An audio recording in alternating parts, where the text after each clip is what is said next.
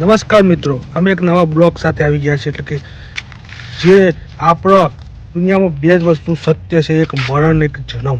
એટલે મળ્યા પછી આપણે જે જગ્યાએ જવાનું છે એવું અમારા સ્મશાન કમાલપુર ગામના જોરદાર સ્મશાન બનાવ્યા છે, એ તમને બતાવવા આવ્યો છું આજે. અને તમે બધા મિત્રો આવી જાઓ, હું તમને આગળ અમારા સ્મશાન બતાવું. ચલો. આ ફ્રન્ટમાં પેલા જે ગેટ છે, ગેટની સાથે યમદૂત, બંને બાજુ યમદૂતો ઊભા છે. અને આ જોરદાર પેલા એન્ટ્રી એટલી ચક્કાશ, એટલે ધમાકેદાર એન્ટ્રી છે. અને આ જગ્યાએ બધાને આવવાનું છે, આજે નહીં તો કાલે. નાનો હશે, કરોડપતિ હશે કે ગરીબ માણસ હશે, એને અહીંયા ફરજિયાત આવવાનું છે. એક દિવસ માટે અહીંયા આપણે આવી અને આવવાનું ફરજિયાત, એટલે ફરજિયાત છે. તો ચાલો આવો. જો આપણે પેલા એન્ટર થયા એની સાથે પહેલા જ આપણા કૈલાસ નિવાસી જેવા શંકર ભગવાનનું જોરદાર મંદિર, એટલે પહાડોમાં જે કૈલાસ નિવાસી કહીએ ને, એ કૈલાસ નિવાસી કૈલાસવાસ જેવા શંકર ભોળાનું મંદિર બનાવેલું છે અહીંયા, બહુ મોટું. બતાવો ભાઈ.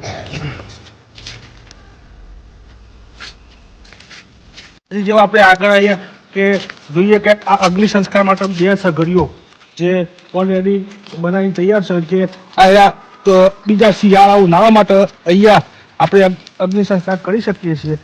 અને ચોમાસા માટે આપણે આ પતરાવાળી એક અગ્નિ સંસ્કારની વ્યવસ્થા એક જોરદાર કરી છે એ ગામ વતીથી. બરાબર, બતાવો ભાઈ નથી.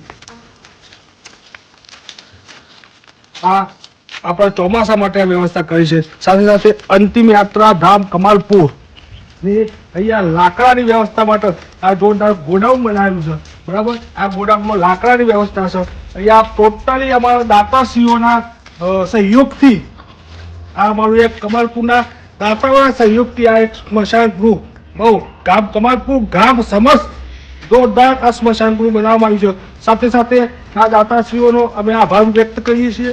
સાથે સાથે અહીંયા સ્નાન ગૃહ છે, કે અહીંયા અગ્નિદાહ આપ્યા પછી આપણે અહીંયા સ્નાન બાન કરી અને પછી ઘરે પણ જઈ શકીએ એવી વ્યવસ્થા અહીંયા કરવામાં આવેલી છે. સાથે સાથે જે પબ્લિક અગ્નિ સંસ્કાર વખતે આપણે બેસવા માટેની અહીંયા જોરદાર વ્યવસ્થા કરી છે. આ અહીંયા ફક્ત બેસવા માટેની વ્યવસ્થા કરેલી છે અને સરસ વ્યવસ્થા છે બેસવા માટે. શાંતિથી બેસી અને આપણે અગ્નિ સંસ્કાર માણસનો કરી શકીએ એના માટે જોરદાર વ્યવસ્થા કરેલી છે. બરાબર, એટલે જ આપણે એક કહેવત છે કે જીવનમાં પૈસા નહીં, સંબંધો કમાજો. સાહેબ, 4 બંગડીવાળી ગાડી નહીં, 4 ખભા આપણને સ્મશાન ગૃહ સુધી મૂકવા આવશે. બરાબર, એટલે તમે આ લોકોના ઝઘડા કરો, આ કરો, આ બધું ના કરો. બરાબર, સાથે મિત્રતા સાથે રહો, ભાઈચારો વધારો.